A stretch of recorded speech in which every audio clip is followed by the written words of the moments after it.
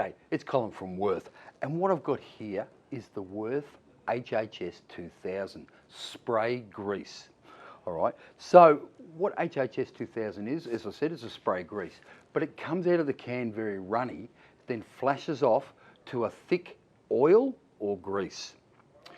The advantages of this is it enables you to creep in. So if you can imagine something like a door hinge or something like that, where you want to get the product inside, because it's so runny, it gets in and then flashes off. So now it's a synthetic grease, and we can use this product all over the place, in the automotive sector, in the construction area, in engineering shops, pretty much anywhere you want to spray grease that you want to be able to creep in. So HHS is a chemical, so I've got my nitrile gloves on.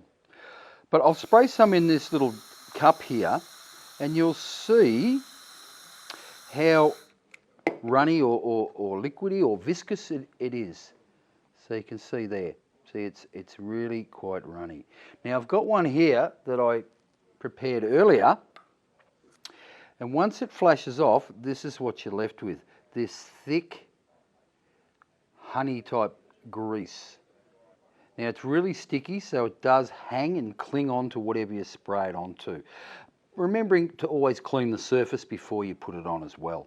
So I'm sure you'd agree that a grease that comes out runny like this and able to creep into those joints where we want it to go, and then quite quickly flashes off into a thick honey-like grease, is a real advantage.